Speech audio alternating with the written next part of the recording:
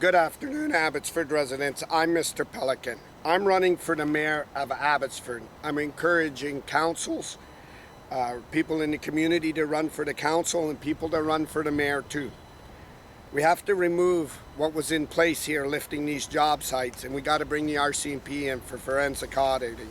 I showed you a video yesterday on the police board that controlled the investigations, and this is why the cop that smashed my phone and then threatened Olenoff and everything. This is the board. If the board doesn't pass to have investigations brought in, then the officer gets a clear pass.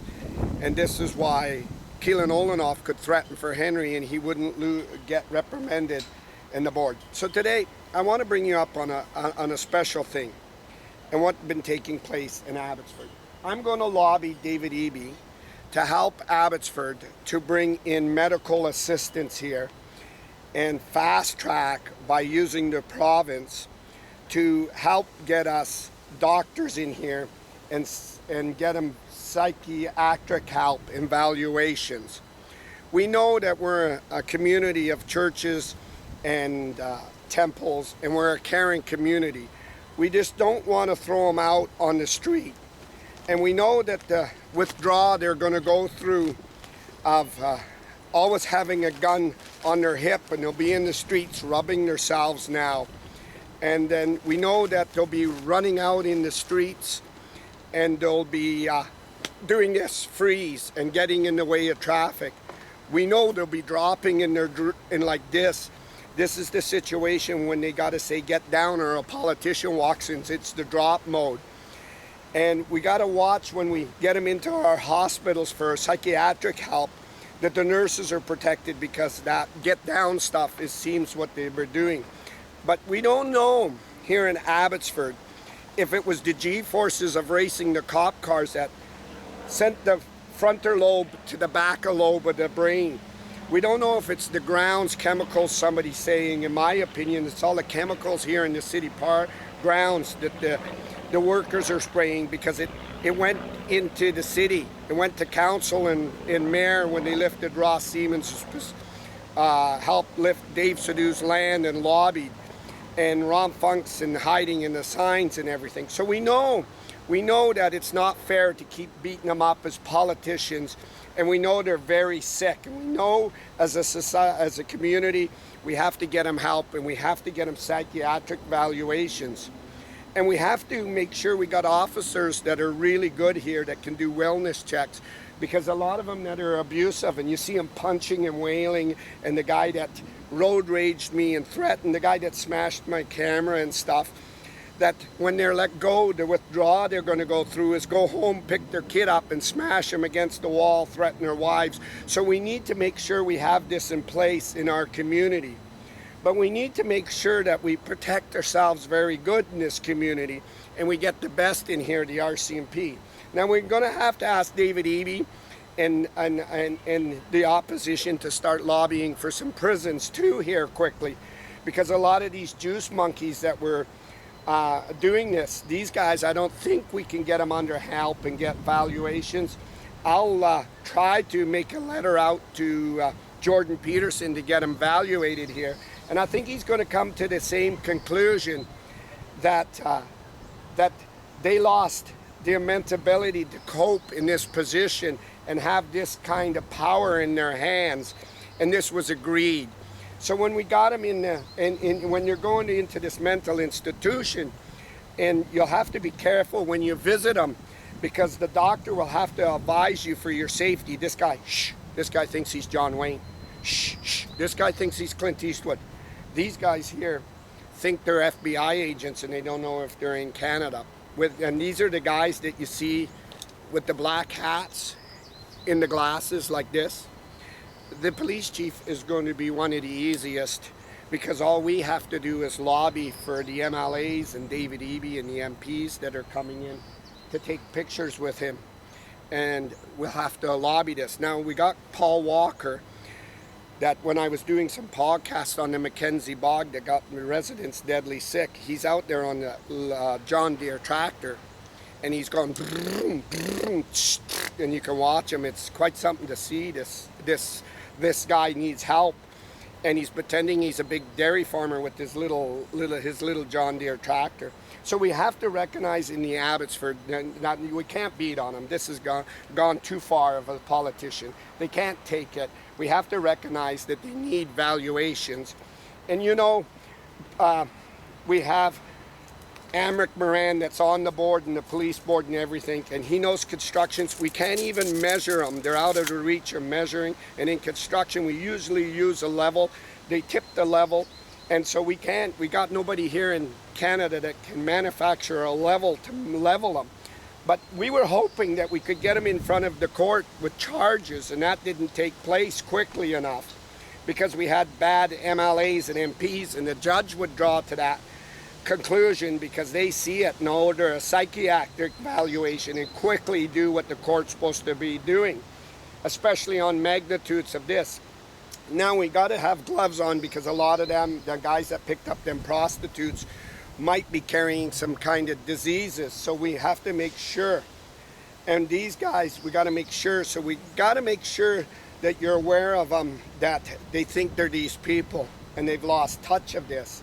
Now we're going to come to a different conclusion here, and they got to be in that facility where they think that, in that mental institution where they think that they're in an interrogation room. Don't harm them.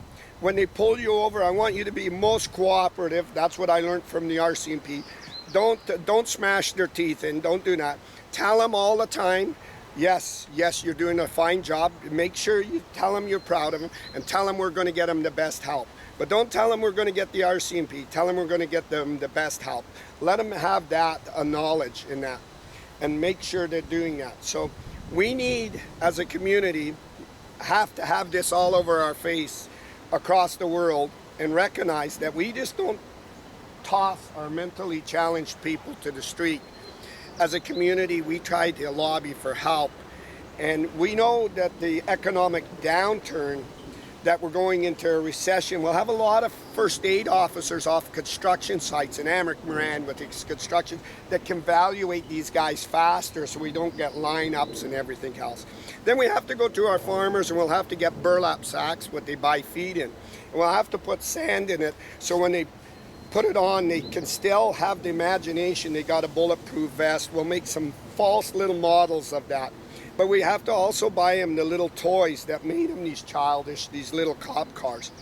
And then we got to get our doctors to work with them and try to make them real man, and get them fire department and stuff and like this. And then when they're out on visitations, we know they follow protocol. They line up and they follow one man. So one doctor could pretty much handle them all. And when they're doing this, we'll get a doctor, or maybe the RCMP can come and walk them once a while around Mill Lake. We have to recognize that they're very sick. And I think that, you know, this is a very easy case. It's not like we need Dr. Bonnie Henry. We're looking at, was it the G-forces in the cop cars that did this? And you saw them behaviors. This is, come on, we have to recognize they're sick. And we have to recognize this. This is, don't stop the policing, stop this everything. Stop of always this. They're sick. And when you got sick people, you have to recognize them, especially the stuff that took place. This is sick. This is sick. And this was done, in my opinion, this was greed. Greed over, a lot of people go crazy in the 18th centuries on the gold rush. They used to go mad and like leprechauns and go crazy. So this is real warp sick. But guys like Paul Walker and Colin Watts, they're quite happy with Bruce Bamman. Take a picture with him, Bruce. I encourage you. Suk Mangel, you need to come in and take a picture. They need that rub. We'll get them some pictures in their hospital, and then they'll figure that the politicians are very important to them. But we got to get them out of our community. We got to get them real recognized help. Now the guys that are undercover, that are running around undercover and pretending they're agents in that, these are the guys that give themselves away right away when they start talking to you to do this. These guys need a little bit more. We need maximum security and prisons for them. And then the guys that we're doing this. Now let me talk to you on a different level. Now we got women in here, women officers. Now women got 6 senses. They got 6 senses. The women don't group. They're very good. The women just want to be tapped on the shoulder and say they're doing a tremendous job. They want to be taken out for candlelight dinner and praised, and and you always comment. They do their hair. They look good. They look very professional, and they've maintained a very professional high level. They didn't get involved in the goon and the buddy stuff. Scoop for a group, bend for a friend. Buddies are forever. Women come and go, and they're very professional. Maybe we can use them on the hospitals to be securities in the chairs to watch them. But we need professionals. We know we need professionals because of the job sites and the land lifts and everything else. Now, I don't think, because I talked to Jake Siemens and I've talked to a lot of their dads that sat with me, that this was the parents' upbringing. Okay, I don't think that, because Jake Siemens was a real good man when he brought me coffee, asked me to do a proper thing, not to podcast his grandchildren, his daughter-in-law out. And you could see that. I respected that from that man. I respected a lot of other people that doing this. But this is harm to the lower class of our community that can't get in and fight, and they've been pushed in. And I could stand here all day long, and we can imagine how many stuff has been thrown out, how many people have been blocked, how many do not, because these guys are sick. These guys are very sick, and you could see the sickness, and they figured they still got everybody fooled.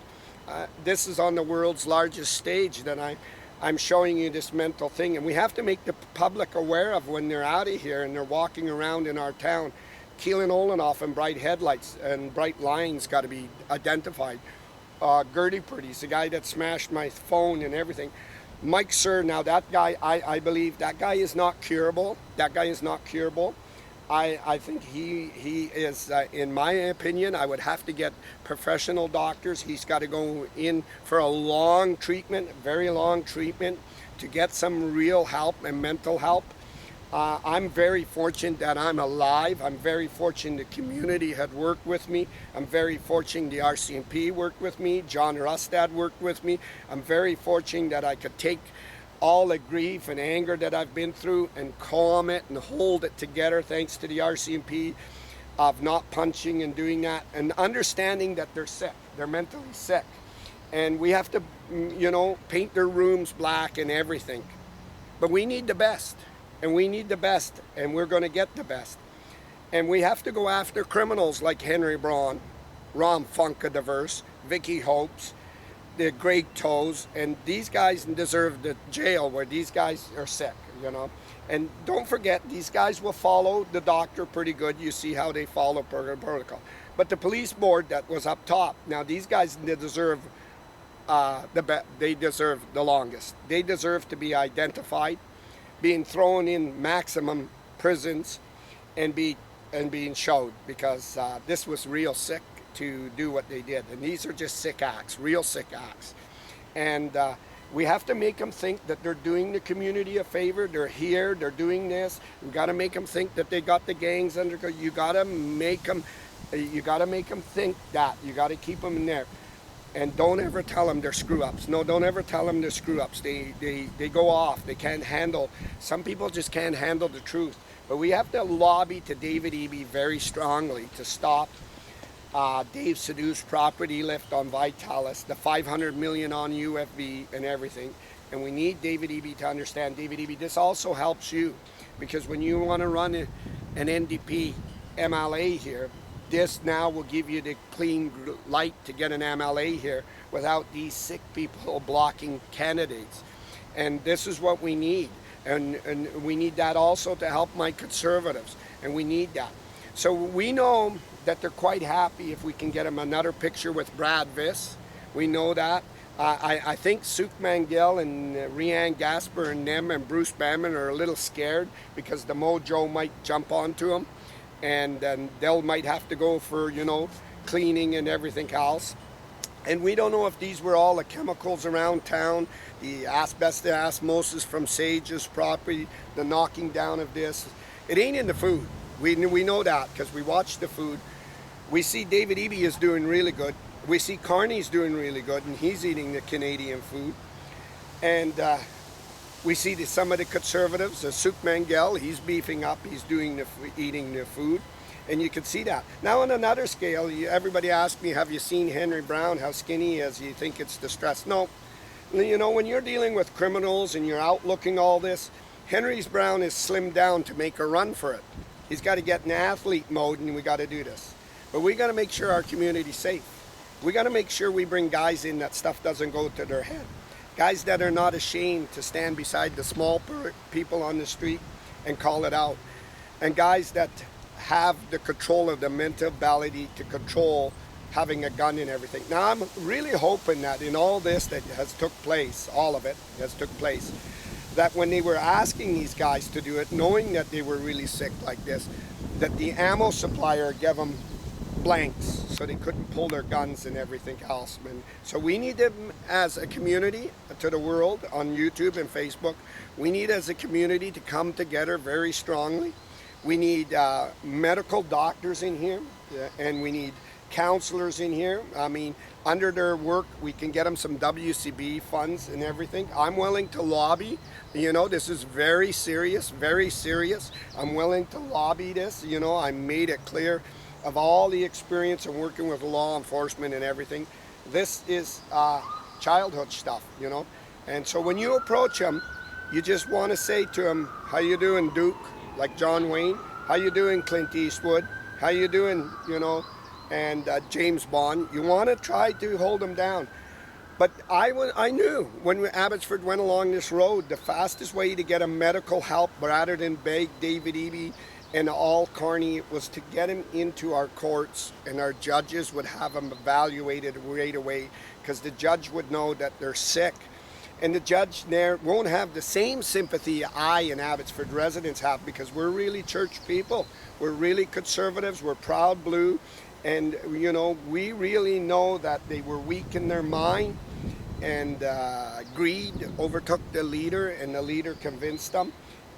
But we can get over this. We can get over this as a community. We're asking the community to run council. We're asking the community now to run for mayor along with me.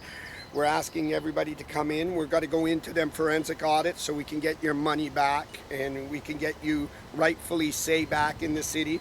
But we got to make sure that we have people like Vicky Hopes and the Chamber of Commerce, that they don't get medical help, that they get rushed straight through, and they can get into the lockdown, and that's what we need to do. I know Ross Seaman's dad, Jake Seamans, worked really hard, but I saw right through the sickness of what was taking place. So I know with my experience, all the big guys behind me and new city managers and everything will go after Rob Isaac, because that would show you that the pockets were being filled. We're going to forensic audit that, because this here was exactly what everybody suspected. They're sick. And this here was the leprechaun disease, and this is what take place. So I would encourage everybody, just be very careful around them, be very treat them with high respect, convince them that they're doing a tremendous job, and keep that up until we get the best in here. And we're working hard behind the scenes, very hard to have that done. So this is why I'm running for the mayor, so we can get this stuff medically, see who's allowed to be out in the community and not. I'm live, Abbotsford, British Columbia. I'm here at a wannabe police department, a wannabe bunch of guys, and I'm live, Abbotsford, British Columbia, Abbotsford residents.